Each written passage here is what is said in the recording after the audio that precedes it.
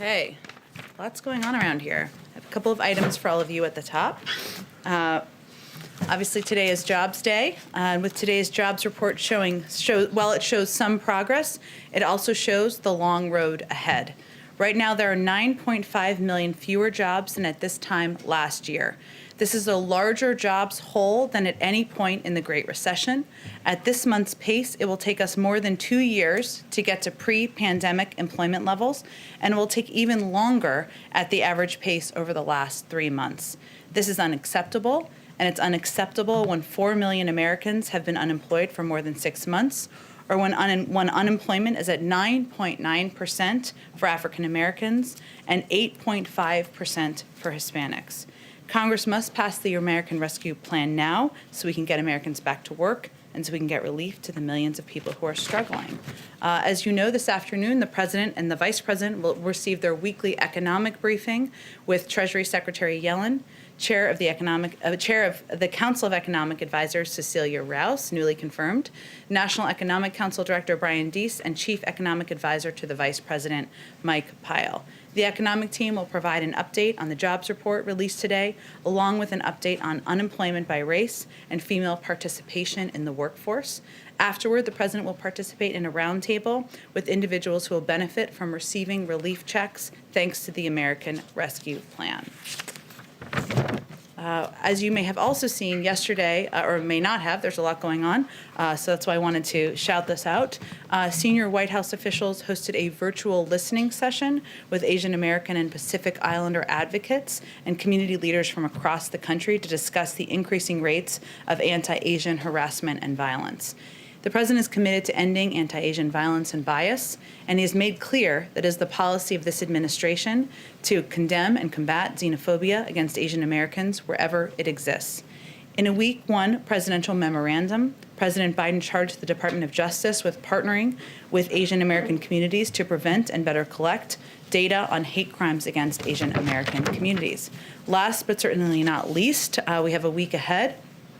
On Monday, the President will sign 2 executive orders to advance gender equity and opportunity for women. He will also visit a Veterans Vaccination Center with Secretary of Veterans Affairs, Dennis McDonough. On Tuesday, he will visit a small business that has benefited from a Paycheck Protection Program loan. On Wednesday, the President will travel to Baltimore, Maryland for an event with the CEOs of Johnson & Johnson and Merck at Emergent Biosolutions. And on Thursday, the President will deliver remarks on the anniversary of the COVID-19 shutdown. With that, Alex, why don't you kick us off? Thanks. So we're 45 days into the Biden presidency, and he has yet to hold a presser. At this point in past presidencies, every president, from Reagan had addressed reporters, some of them multiple times. So why the delay, and when can we expect the President to hold a press conference? Well, first, as all of you know, the President takes questions several times a week. He took questions actually twice yesterday, which is an opportunity for the people covering the White House to ask him about whatever news is happening on any given day.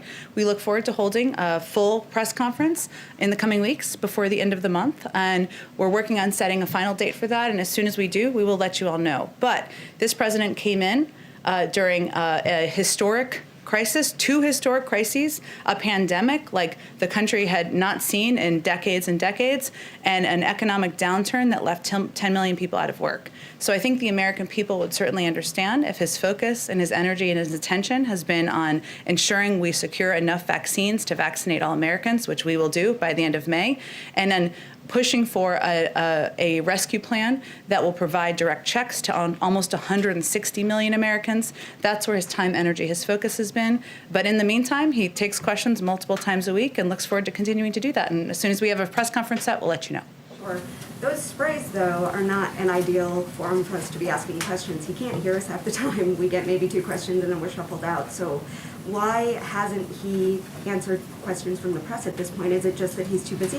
I think he's answered questions, I believe the count is almost 40 times. So, and I would say that his focus, again, is on getting recovery and relief to the American people. And he looks forward to continuing to engage with all of you and to other members of the media who aren't here today. And we'll look forward to letting you know as soon as that press conference is set. And then on the AUMF, can you talk a little bit about how the president sees, I wanted to quote you talked about the establishing a new, quote, narrow and specific framework for a new AUMF. How does he see those contours, and what's his response to somebody like Tim Kaine, who said that the president should have to consult Congress on something like the strike in Syria last week? Well, let me take there's a couple questions in there, so let me see if I can address them all. First, we did consult and notify the Gang of Eight, which is a very appropriate approach, as well as, which of course represents many committee heads and leaders. We then had ongoing consultations and briefings with members following the strikes, including classified briefings, which we offered quite broadly from the administration. We are quite confident because we had a full legal review and process in both our domestic and legal and international authorities in conducting those strikes. And the president has been obviously a close ally and partner with Senator Kaine on a number of initiatives in the past. He agrees that the AUMF is 20 years, has been around for 20 years, and it's long overdue for it to be updated. What our announcement was, or what our statement referenced, was a reference to, I should say, is an openness to having a conversation about what the scope of the narrow and specific framework should look like moving forward. So we want to have those discussions, and of course those will happen, most of them privately, and then we'll look forward to sharing with all of you what the outcome is. Sure, and then one more on the jobs numbers. One number that economists have highlighted as persistently problematic is the labor force participation rate. It remains low, sort of consistently. What is the administration's plan in dealing with that and getting more people looking for jobs? Well, you're absolutely right, and Jerome Powell actually spoke to this, just for others' reference, which I'm sure you're tracking. But and the concern that the labor force participation rate may mean that the unemployment rate may not accurately depict the number of people who are out of work, and obviously the 9.9% unemployment rate for African Americans is a good example of a reflection of that. We are taking a across the board approach to ensuring we are helping people get back to work and get through this difficult period of time. Part of that, of course, is getting the American Rescue Plan passed to get people the relief and support they need as a bridge for this period of time. But the president has also talked about many components of his Build Back Better agenda, which we look forward to speaking to and in the future after we get the American Rescue Plan passed and the relief into the arms of Americans. And he believes there are a number of additional ways that we can help put Americans back to work, including good, clean-paying infrastructure, or clean-paying, well-paying, I should say. Sorry, it's a Friday. Well-paying infrastructure jobs that are good union jobs. He believes there are many industries of the future that can help put more people back to work. But I will note one interesting and actually very troubling statistic. Per our economic team, I'm not an economist, as you all know, but this is their analysis, is that more than 69,000 educators were laid off. And so certainly part of our objective too here with pushing for the American Rescue Plan is also getting relief out to schools who want to reopen and bringing teachers back, ensuring that teachers can be employed for the long term and can ensure there are smaller class sizes is also part of what that package will help address. Go ahead. Thanks, Jen. Does the president have any thoughts on the filibuster, the so-called filibuster, especially now that some more moderate Democrats are now saying that they would like to see some filibuster reform? His view and his position hasn't changed. Even though some people say that that could affect your agenda, that you couldn't get some of those bigger bills through? Well, look, the president believes that infrastructure, just to keep with the theme, it is not Infrastructure Week, but he did just have the meeting yesterday, that infrastructure is a policy and a proposal he's long been a supporter of, as have Democrats and Republicans in the past. Even look at immigration reform. Immigration reform is an issue that many Republicans and Democrats who are elected have said and have supported in the past. The private sector has supported. He's a believer that there is a path and a way forward for Democrats and Republicans to certainly work together, and he's hopeful there's an opportunity to do exactly that. I know you're focused on the stimulus bill today, but is there a tentative plan for when we would see an infrastructure plan from the president? Again, as we've said in the past, and you gave me a little bit of an opening for this, but our focus is fully on the American Rescue Plan. We look forward to the president signing that into law, to relief and to checks going out to the American people, to funding going to schools so they can reopen, to more funding going out to get more vaccines in the arms of Americans. And his agenda and his priorities are not a secret, especially for those of you who covered the campaign. He talked about everything from infrastructure to to doing more for caregiving, to doing more to help expand access to health care, doing more to address the tax system. Those are all components that are certainly under discussion, but we'll have more to say in the weeks ahead. Go ahead. Thank you, Jen. The White House Chief of Staff, Ron Klain, pointed out this morning that at the pace of today's jobs report, it would take until April 2023 to get back to pre-pandemic economic levels. So how much quicker does the White House believe the economy can recover to those levels with this $1.9 trillion package? How many more months or years does this buy? Well, don't take it from us. Take it from outside economists. And independent analysis shows that passing the rescue plan will create 7.5 million jobs in 2021 alone, and get our economy back to full employment. Will help create those, I should say, help get our economy back to full employment 1 year faster. So it certainly will help expedite this effort and put more people back to work and pull us far ahead of that 2-year timeline that Ron Klain outlined. And then just on some of the compromises that we're seeing coming out of the Senate, the president agreed to limit eligibility for these stimulus checks. He is also now allowing these unemployment checks to be lowered from $400 to $300 a month, even though, of course, there is an extension there until September. But it seems like a lot of these compromises are tailored to the more moderate elements of the Democratic caucus. Is the president concerned at all about losing progressives once this bill goes back to the House? And is there anything that he's looking to do to cater to some of those more progressive demands? Well, this is an incredibly progressive bill, and I'm happy to outline some specifics on that since you gave me the opportunity. But one additional piece just on the UI compromise, as you mentioned, by eliminating the first $10,200 of UI benefits from taxation for 2020, combined with, of course, the extension through September, this amendment would provide more relief to the unemployed than the current legislation. It's different person to person, of course, but on average, it would provide more relief. So that sounds pretty progressive to me. But you gave me the opportunity, so I just want to highlight a few of the things. And these are examples of why I think this is a package, or we think this is a package that is incredibly appealing to many progressives in the country, and certainly should be to all progressives in the Congress.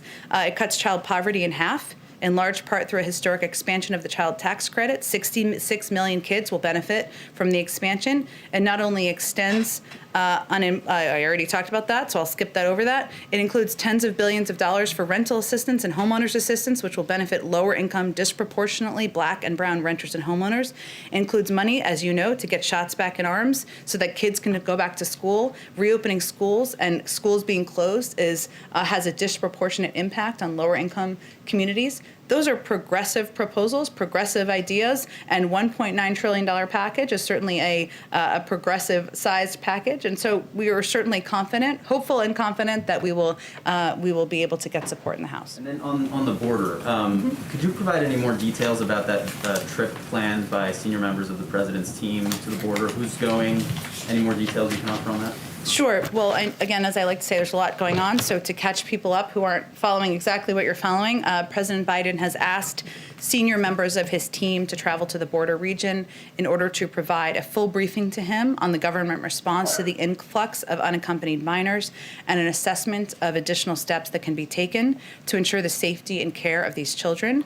Out of safety, security, and privacy concerns, the date and time of this visit will remain confidential, but the White House, and for now, but we will provide a full readout of the visit once it concludes. So no details on who's going from the presidency? I don't anticipate. We certainly will have those details to share with all of you once the visit occurs, but I don't anticipate us doing that in advance. I wonder, given some of the president's rhetoric on the campaign trail and as president and some of the policies that he instituted, including rolling back some of the immigration policies of the Trump era, is he concerned at all that some of his rhetoric and some of his policies may have, as well-intentioned as they may have been, inadvertently contributed to the rise in migrants that we're seeing at the border, in particular unaccompanied children? And does he have any intention to more forcefully tell those individuals that now is not the time to come, as the Secretary of Homeland Security said last week? Sure, and as the Secretary also said last week, was that last week? It feels, I'm not sure. Maybe it was I don't know, it may have been this week. As the Secretary said, this is a message we are conveying with every opportunity. From the President, the Vice President, from officials in the region, And we're doing that with the full support, of course, of the Department of Homeland Security and resources that we have available. I will say that the big difference, which we certainly understand the outcome, may be an influx, as we've seen, of more children. If you were kicking children out, there's naturally by design, I'm no mathematician, but going to be more children who come in because we believe that policy was inhumane. And we believe that children who are under the age of 18 should be treated with humanity and provided safety while we consider what the process is moving forward. So we certainly have a different approach. We understand the outcome and the impact of that, but we are using every tool at our disposal, and we will use every official we can to convey clearly this is not the time to come. The majority of people who come are turned away. Families, adults, we're really talking about children, which is I know what you were referencing. But you do believe that there may be, that part of that rise is due to some of your policies and rhetoric of this administration. I certainly didn't say that exactly, but all I'm conveying is that obviously we're going to have more kids in the country since we have been letting unaccompanied minors stay, and the last administration immorally kicked them out, in our view. So go ahead. Jen, thank you. To follow up on a question I asked about these minors yesterday, Reuters is now reporting that Fort Lee is going to be used as a housing facility for some of these minors in Virginia. Can you confirm whether that's true, and if you are considering other military bases around the country? Well, as we've been talking about, obviously we recognize the challenge of having these unaccompanied children come across the border, and the influx that we're certainly preparing for and preparing to approach. So of course we have to look for facilities and places where we can safely and humanely have these unaccompanied minors in the interim. That would be the decision of HHS. So I would send you to them, but I don't have anything to confirm in terms of additional facilities at this point. Got it. And I guess just to follow up on Jeremy, I think, well, I don't want to speak for him, but a lot of Americans are saying that, the surges are happening under President Biden's watch after he reversed some previous policies. So does the administration take any accountability for what's happening? Who are the Americans? Well, I know you don't want to answer to him, but the former president just released a statement saying that the Biden administration must act immediately to end the border nightmare that they have unleashed onto our nation. Former President Trump? Yes. We don't take our advice or counsel from former President Trump on immigration policy, which was not only inhumane, but ineffective over the last 4 years. We're going to chart our own path forward, and that includes treating children with humanity and respect and ensuring they're safe when they cross our borders. Go ahead. Can I ask you about vaccine? Sorry. So the mayor of Detroit has turned away thousands of doses of the Johnson & Johnson vaccine. Mm-hmm. Do you think that Mayor Dugan is making a mistake? And what is the message to other state and local leaders who might be considering doing the same? Well, our message broadly is what our health and medical experts have conveyed, Dr. Fauci and all of our COVID team. There are 3 approved vaccines from the FDA. They all are safe. They are effective. They prevent severe disease and death. So anyone should take, everyone in this country, I should say, should take whatever vaccine they have access to. As I understand it, the mayor was going to, our team has been in touch with the mayor. There's a bit of a misunderstanding. He was going to go out and speak publicly about accepting vaccines. So I'm not sure if that's happened yet, so I'd certainly point you to that. Thank you, Jen. Sure, go ahead. Thank you, Jen. Are there any discussions within the White House about reversing the policy of allowing all unaccompanied children into the United States? No. None at all. So I guess is the plan then to take in and safely and humanely find a home for an unlimited number of unaccompanied children? I think this issue requires us taking a step back as human beings and as mothers, of which I am one. I know there are many in the room or many at home. These kids are coming. They are fleeing prosecution. They are fleeing difficult circumstances in their home country. When they come here, all we're talking about here is ensuring that they are treated safely. They are not trafficked. They are not sent back on a unsafe journey. That's what we're talking about. When these kids come in, it doesn't mean they are ensured that they get to stay. They go through the processing system that everyone goes through, but we want to ensure that that is done by treating them humanely and with respect. Many of them will be sent back home eventually, but we're talking about how we treat them as they come in the country. Well, and I'm a mom too, so I certainly feel for all of these children that are fleeing very difficult situations in their homes to come here. But, you know, the fact remains, you have DHS projecting 117,000 unaccompanied minors by May. And, you know, that brings me to another question. You know, a lot of these numbers and this data, they're all coming from leaked documents from DHS, from HHS. Yeah. Why doesn't the White House just release these numbers? I mean, don't the American people deserve to get the data straight from you and straight from the White House? Data of projected numbers in internal documents for policy discussions? Data about how many unaccompanied children and migrants are crossing the border on a daily basis. I understand eventually it's made public, but why not right now? Why do we have to It is made documents? public by the Department of Homeland Security and the officials who oversee the entire process. It is made public, but we don't, as a policy, make public or confirm private decks and policy documents, as no I administration would. understand. So can you confirm how many illegal border crossings there are on average every day right now? I would send you to the Department of Homeland Security and CBP, who of course would be overseeing that process. Okay, and one more question on immigration. House Minority Leader Kevin McCarthy, he's requesting a meeting with President Biden about this issue. He's also asking President Biden to acknowledge the crisis. Will President Biden take that meeting, and I'll ask it again, will he acknowledge that there's a crisis? Well, first, the president and this administration's focus is on digging out of the dismantled and inhumane immigration approach of the last administration. And that's why the president has proposed an immigration bill that would not only address the root causes that Leader McCarthy referenced in his letter, but would move beyond the policy of funding ineffective border walls by investing in smart security at ports of entry, and would also create a pathway to citizenship. And we would welcome the openness or desire to engage on that from the leader or any Democrat or Republican who wants to have a conversation about a constructive path forward. Go ahead. A couple of follow-ups if I can. First on the AUMF discussion. Right now there are two active AUMFs, 2001 and 2002. The president is in favor of replacing both of them with one, with two. What does that look like? He wants to discuss a narrow and specific framework moving forward. Obviously, it's outdated.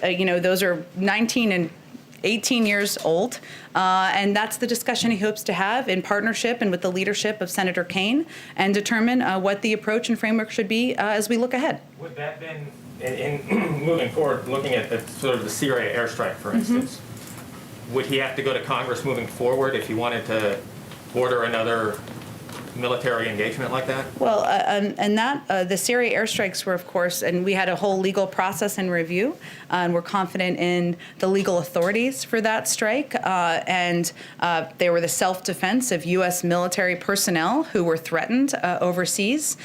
So, I will leave it to the discussion of the framework moving forward, but I would say that we are confident in both our approach and the authorities we had for those strikes. And one on infrastructure, if I can. Go ahead. I know you're focused on the COVID bill, but when the American Rescue Plan was first introduced, President Biden was very encouraged that there would be bipartisan support for it. It does not appear that there will be any bipartisan support for it. Republicans haven't voted for it yet. What is the level of confidence then on the next big legislative agenda item like infrastructure, but were there lessons learned and sort of the engagement or the reach out? I'm just sort of curious what that would look like. Well, first, bipartisanship is not determined by a single zip code in Washington, D.C. It's about where the American people sit and stand. And the vast majority of the American people support the American Rescue Plan, including Republicans. And so I think really the question is, why are Republicans in Congress who aren't supporting this package outliers in where the American public is in moving this forward?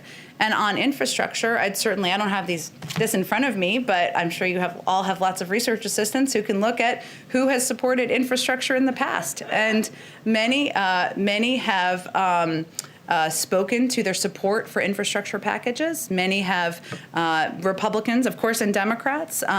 Many have discussed it with the president. And so we're certainly hopeful and confident that repairing roads, rails, and bridges, doing better by our caregivers, taking reforming our outdated tax system, our steps, and anything else that was in the Build Back Better agenda. A lot of those pieces are pieces there's been bipartisan support for in the past. Go ahead, Frances. I think we would all love research assistants, by the way. Well, some of you do. You can steal them from other outlets. It could be like a sharing of resources. Indeed, but I did want to circle back to the top. You mentioned that the president next week will sign a series of gender equity or gender equality executive orders. If you could say a little bit more at this time about those. And relatedly, in the stimulus package, he proposed 14 weeks of paid family leave, but that was temporary, would expire in September. So is that something that he would like to see Congress tackle legislatively? Sure. On the first, I will preview for you. We will have a special guest or two here on Monday to talk about these executive orders, and I expect we'll have a briefing call this weekend, so I'm not going to get ahead of it beyond that, but we're looking forward to talking more about it. And on the second one, say that one more time. So in the relief package, he proposed at least 14 weeks of paid leave. Yes. But that was temporary. It would expire in September. So what I'm asking is that something he would like to see Congress make permanent and address in future legislation? Well, we have, of course, this is just the beginning of our administration. He's talked in the past about his commitment to paid leave and feels it's an important component of ensuring there's a diverse workforce, a workforce that has gender equity and racial equity, and it's an important component of that. We don't know what next vehicles might look like, so it's a topic and a policy he remains committed to, but I'm not going to get ahead of where we are in the policymaking process. Staying on the stimulus package for a moment, the minimum wage, it won't be in there at this point, as we saw a little bit earlier on Capitol Hill. Senator Sanders was speaking to reporters, and he said, if anybody thinks we're giving up on this issue, they are sorely mistaken. If we have to vote on it time and time again, we will, and we're going to succeed. So does the president want to see Democrats vigorously pursue a minimum wage increase? And as we talk about what you'd like to see in the future, is this something that you'd like to see the House and the Senate take up immediately after negotiations on the stimulus package conclude? Well, first, we agree with Senator Sanders, and the president is going to be standing right alongside him, fighting for an increase in the minimum wage to $15 an hour, because men and women who are working hard to make ends meet shouldn't be living at the poverty level. And he will use his political capital to get that done. I don't have anything to preview for you in terms of the order or the timeline, but it remains a priority, and it is something that the president would like to get done and will use his capital to do. I'll also add, just you didn't ask this, but there's been a little bit of a rumor mill, so I'm just going to address it. Right now, as you know, we're focused on the American Rescue Plan, getting it through Congress, and the president and his team are not engaged in conversations or negotiations about lowering the threshold for the minimum wage. It's just to be crystal clear on that. Go ahead. Thank you, Jen. So just following up on Francesca's question, how will the president work to use his political capital to increase the minimum wage if there right now doesn't seem to be the votes in the Senate and he is not on board with abolishing the filibuster? Well, look, he has an ambitious agenda moving forward that includes a number of proposals that there's bipartisan support for, and he's going to work with Democrats and Republicans who are open to it to discussing how we move forward. But I don't have anything to preview for you about the legislative strategy for an initiative that is after the American Rescue Plan. Can I just ask one more question for another reporter? Go ahead. Who can't be here? What advice is the president receiving by his COVID team in regards to ongoing travel bans, and when would the president like to see them lifted? He relies on the advice and decision-making of his health and medical team and experts, including the CDC. So he'll wait for them to make any decision about future lifting of those guidelines. Go ahead, Trevor. Just a couple on technology. You had a statement out from Jake Sullivan last night on the Microsoft-related breach. I'm just curious if that affected any government computers, departments, agencies, and any more color detail around that. Sure. This isn't, and for anyone who didn't see National Security Advisor Jake Sullivan's tweet last night, he spoke to the Microsoft breach that's been reported. But this is a significant vulnerability that could have far-reaching impacts. First and foremost, this is an active threat. And as the National Security Advisor tweeted last night, everyone running these servers, government, private sector, academia, needs to act now to patch them.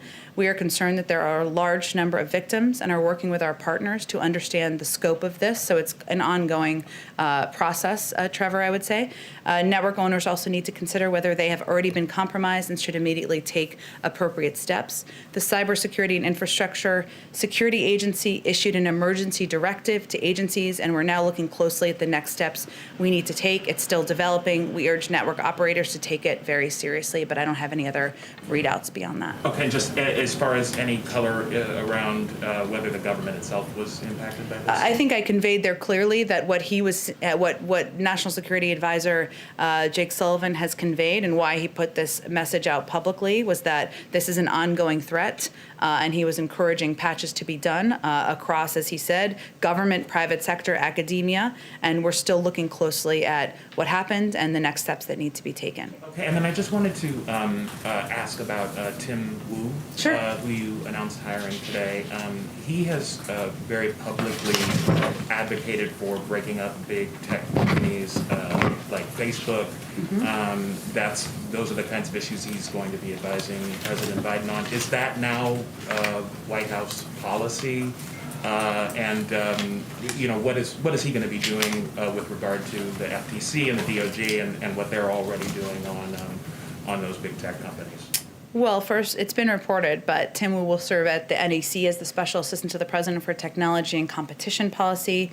He was recently a professor at Columbia University Law School. He previously served as Senior Enforcement Counsel to the New York Attorney General and as a Senior Advisor at the FTC. He brings, as you noted, in some way, different words, but a wealth of knowledge and experience about technology and competition policy that will help ensure President Biden's economic agenda supports working families, strengthens the middle class, and protects consumers.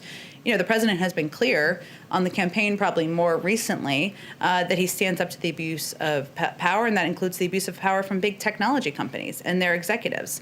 And Tim will help advance the president's agenda, which includes addressing the economic and social challenges posed by the growing power of tech platforms, promoting competition and addressing monopoly and market power issues, expanding access to broadband for low-income and rural communities across the country. But his hiring is a reflection of the value of his expertise. If the administration policy was determined by every person that was hired, we would have 400 different policies in each issues. You know, the president welcomes expertise, he welcomes experience, and Tim Wu certainly brings that in droves. Okay, because Biden has never publicly talked about breaking up big tech companies. So I just wanted to clarify: is that the policy of this White House? We don't have new policy to announce here, Trevor, just that the president believes, as he's talked about before, that it's important to promote competition and address monopoly and market power issues. But we don't have new policy to announce. We're 6 weeks into an administration, but certainly we welcome the expertise of individuals like Tim Wu. Go ahead. Go ahead. Thank you. Oh, sorry. We can go to both of you. We're not in a rush. Go ahead. Okay, thanks. I will.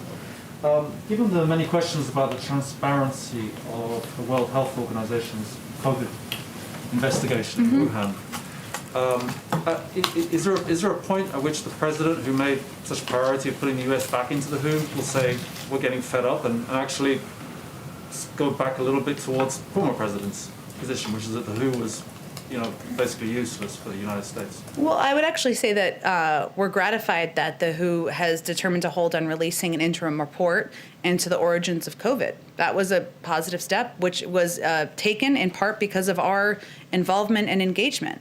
In recent weeks, we have spoken with many international allies and partners who shared our concern about the ways in which early findings of the investigation had shared the same concerns.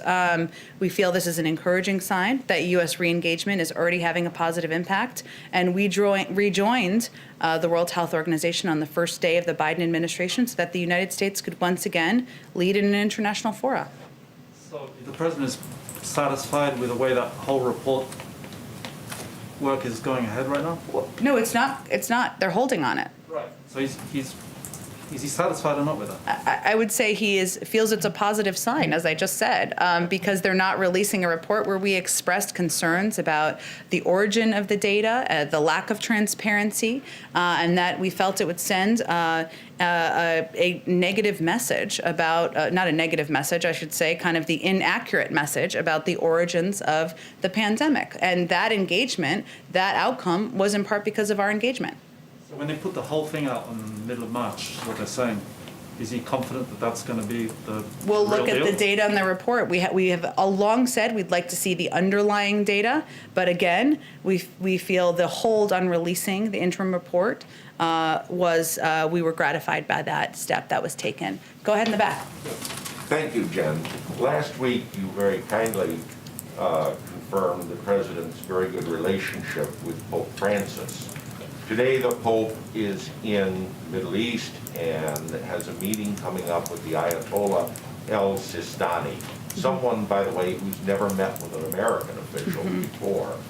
And my question is, does the President have any feelings about the Pope's meeting with the Ayatollah and his effort to push forward with a vision in that troubled part of the world for unity and warm relations between Shia, Sunni, and Christian? Well, I've not spoken with the president about his personal feelings about the meeting that they have today.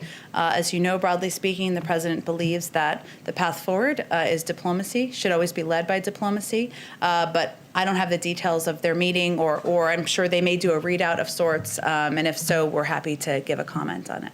The other thing is that as of March 1st, the Congress has not invited the President to deliver the State of the Union address, meaning he has so far gone the longest of any president in his first year without confirming a date for the State of the Union, with the exception of President Nixon in 1969. Well, a little bit of history, I like it. And who gave no address and waited until the following year. Is he going to follow that example, or should we expect an invitation soon on the State of the Well, Union? first, for clarity purposes, and I know this wasn't your intention, but it's not a snubbing happening here. We are in the middle of a global pandemic, and of course, any joint session speech would look different than the past. We certainly intend on the president delivering a joint session, not a State of the Union in the first year that they are in office. But we don't have a date for that or a timeline at this point in time, and we've been engaged closely with leaders in Congress about determining that. Okay, do we expect an announcement soon on that, or? We'll see. We're in discussions. We're working with them, and as soon as it's finalized, we're happy to share that with all of you. One final question. The Turkish publication, Duvar English, cited a Turkish businessman, I believe his name is, and I hope I'm pronouncing it right, Akim El Tapim, who said he is a friend of the Biden family and he's hosted one of the president's brothers on a vacation. It's interesting that the president, in all his calls to world leader, has not called President Erdogan yet. Does he plan to make the call like that, or is he going to operate with back channels to Ankara? I'm not familiar with this individual or this engagement, but certainly the president has many global leaders, world leaders. He still needs to call, and he will venture to do that in the coming weeks and months. So he will call President Erdogan? I'm sure at some point. Go ahead. John, the House has sent the LGBTQ Equality Act to the Senate, where it'll be one of several bills that faces an uncertain future. Will the president reach out to lawmakers on the Equality Act? It certainly is a piece of legislation the president supports, as you well know, and he discusses a range of his priorities with members of Congress, the House, and the Senate, and I'm certain when given the opportunity, he will advocate for the passing. And I know you've been asked about the legislative filibuster in this briefing already, but I would like for you to address it as it pertains to this specific bill. Isn't there a reasonable expectation that if the president strongly supports this bill, that he would want to welcome the end of the filibuster to see it get to his desk? The president's position hasn't changed. He looks forward to advocating for the passage of legislation that he supports and working with Democrats and Republicans to get that done. And finally, who at the White House is coordinating the approach to the Equality Act?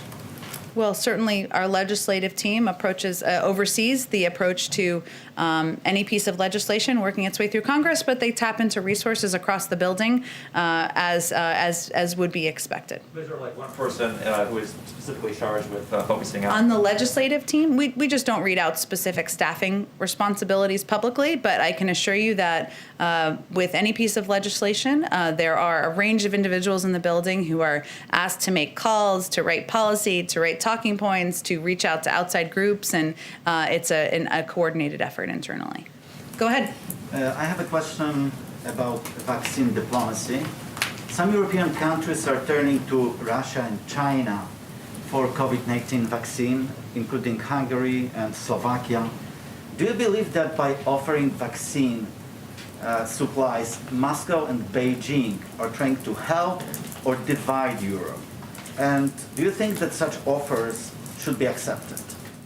Well, we'll leave that to individual European countries to determine, but I would say that we are concerned about the use or the attempted use of vaccines as a means of diplomacy by Russia and China. We, of course, support doing that through an international coordinating body like COVAX, which I know is not applicable to every country. And we, of course, want to work directly with countries around the world about how we can support their efforts moving forward. We understand that's challenging at this moment in time because the president's priority is ensuring every American is vaccinated. We'll have enough vaccines to do that by the end of May. Then there's, of course, a distribution process after that. But that remains our priority here, but we look forward to remaining engaged through proper international coordinating bodies and directly with a number of these countries. May I follow up? Aren't you concerned that President Biden's America First vaccine policy actually gives opening to China and Russia and reduces U.S. influence around the world? Well, I would first say that we work with European countries and partners, Asian countries and partners in South America on a range of priorities and issues, whether it's security, whether it's addressing the threat of climate, whether it is economic partnership and relationships, and we'll continue to do that. We also have conversations about access to COVID, access to vaccines, and we'll continue to do that as well. That's something that comes up in a number of these diplomatic conversations. Right now, as you've noted, our priority and our focus is on ensuring the American people are vaccinated, and we have to take into account a number of factors, including the fact that we don't know which vaccine is most effective with children. That testing is still ongoing. We don't know the most effective as it relates to all the variants. That is still ongoing, but we are very open, and we will continue to have those engagements and conversations about how we can assist countries looking for vaccine supply. One more follow-up to President Biden's phone call with European Commission President today. Mm-hmm. Have they discussed restoring air travel between Europe and the United States? I know we put a readout of the call out. Nothing about it. I'd have to talk to our national security team and see if that's something. If it was raised on the other end, we'd leave that to them. I don't think there was any intention of raising that from our end. So they may have more to speak to it from their end. Sorry. Go ahead. Oh, I'm sorry. Can we go to you first and then we'll come back? Yeah. Thanks. Just two questions.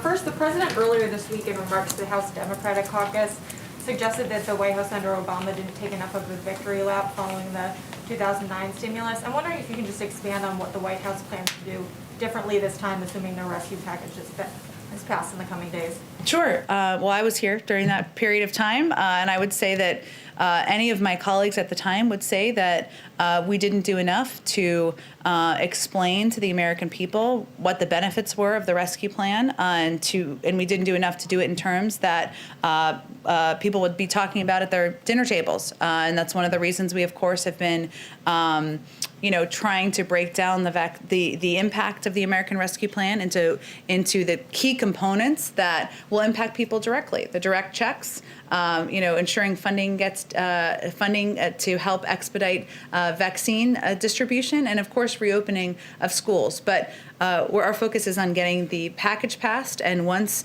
it does, we look forward to taking some time using the president, the vice president, the first lady, the second gentleman, begin to engage with and communicate with the American people about how the package impacts them and how how it will help them get through this difficult period of time. And then second on infrastructure, Representative DeFazio said after the meeting yesterday that there were discussions about how to pay for an infrastructure package. I'm just wondering if you can give us a little more sense of what was discussed yesterday. I don't have any more details. We don't even have a package that is being proposed at this point, and when we get to that point, I'm sure we'll have this discussion.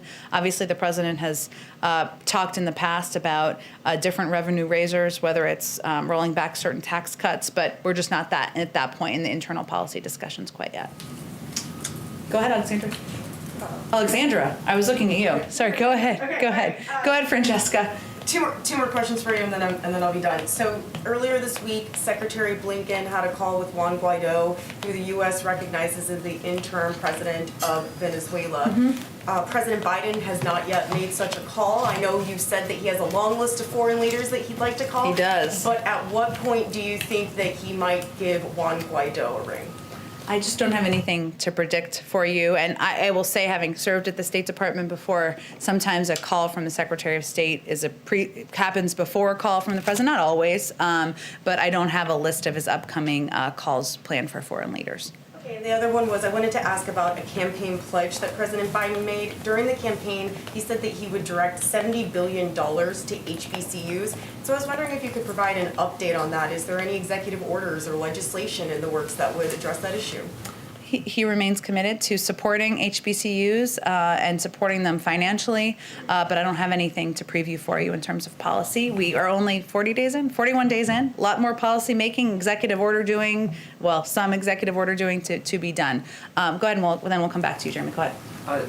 Jen, a number of state legislatures are advancing legislation seen as imposing additional restrictions on transgender youth, including those that would inhibit their ability to participate in sports and access transition-related care.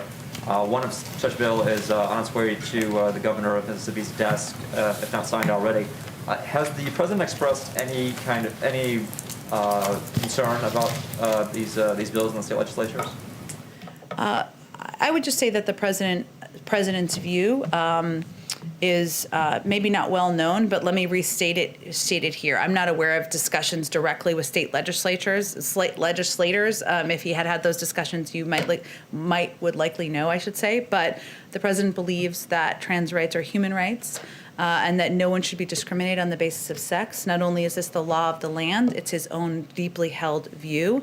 The anti-discrimination executive order the president signed is focused on children being able to learn without worrying about whether they will be discriminated against. And this means not being denied access to the restroom, the locker room, or school sports.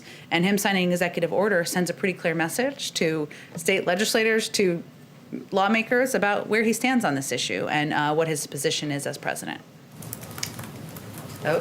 Okay. I mean, if you want to take. We'll do two more. It's a Friday. Okay, and then Jeremy can wrap us up. Go ahead. Okay, thank you. Two questions about New York Governor Andrew Cuomo. The first is I just wanted to know if the White House had any sort of reaction to these twin reports in the Wall Street Journal and the New York Times that aides to Governor Cuomo had altered the report on nursing home deaths to hide a higher death toll. We've certainly seen those reports. Obviously, they're troubling, and we certainly would support any outside investigation, but those wouldn't be determinations made by us. Okay, and on the other controversy that Governor Cuomo's facing, the third accuser did a long interview on CBS News last night. I'm wondering if the vice president or the president watched it or heard about it. I'm not aware of them watching it. They obviously both have a full schedule we keep them to. Of course, as I've noted in here before, but I welcome the opportunity to repeat. Well, so I guess my question is, in 2017, when then Senator Kamala Harris was calling on Senator Al Franken to resign for similar issues, she tweeted, and I quote, "Sexual harassment and misconduct should not be allowed by anyone and should not occur anywhere." So, what does it say to women like Charlotte Bennett when the Vice President of the United States will comment about that, but won't say the same thing about these allegations against Governor Cuomo? Well, I think the Vice President's view is that she believes All women should be treated with respect. Their voices should be heard. They should tell their story. There's an independent investigation that is happening now, being overseen by the New York Attorney General, and she certainly supports that. And hopefully all of the individuals who have come out should see that as her point of view, and one that I'm happy to reiterate on her behalf. But so why won't she say that? Again, I think I'm speaking on her behalf. This is the White House. That's the benefit of doing this briefing every day. Go ahead, Jeremy. Thanks, Jen. Just a couple more on the COVID bill. Since the president proposed that $1.9 trillion package, the national picture has changed in a few significant ways. This jobs report today shows the economy is recovering at a faster pace than anticipated. About 16% of Americans have now received at least one dose of the vaccine, and yet the president hasn't budged off that $1.9 trillion top line. Is he reconsidering that big number in light of these recent developments? Well, at the same time, 4 million Americans have been unemployed for more than 6 months. The rate of unemployment among African Americans is 9.9%, 8.5% among Hispanics. Without this package, 9.5 million people are out of work. At this rate, we would not hit the pre-pandemic unemployment rate for 2 years. If that's satisfying to Republicans in Congress, then certainly they can speak for themselves. But the president believes, and economists believe, and experts believe that in order to get this pandemic under control, in order to get people back to work, we need an infusion of this size package because the twin crises we're facing, that's what would meet the moment. And in terms of bipartisanship, obviously there are a few Republican senators who are still considering how to vote on this package. Senator Lisa Murkowski, chief among them in terms of somebody who might support this bill. So how much of a priority is it for the president to try and win over at least one of these Republican senators? And how much time and energy is he planning to put into that effort? Well, the president remains deeply engaged in getting this across the finish line. He takes nothing for granted, and I fully expect him to be on the phone through the course of the weekends with Democrats and Republicans as needed, just answering questions they have, addressing needs they have. Obviously, he had a number of people to the Oval Office just this week. So he takes... How much of a priority is it for him to get at least one Republican senator to support this bill? Well, I think the president's measure of success here is whether we get the package through so we can deliver relief to the American people. And we welcome the support of Republicans in the Senate. We're open to answering questions, to addressing concerns they have. But at the end of the day, our focus and the president's priority is on ensuring that almost 160 million people receive direct checks, that we are providing money to schools. By the way, polling this morning showed the majority of people supported that across the country so that they can reopen, and that we are ensuring we can get vaccines in the arms of Americans. We're still in the middle of a crisis. We're still in the middle of a war with the pandemic, and he welcomes their support, but his focus is on the American people. Thanks, everyone. Thank you, Jen. Thank you, Jen.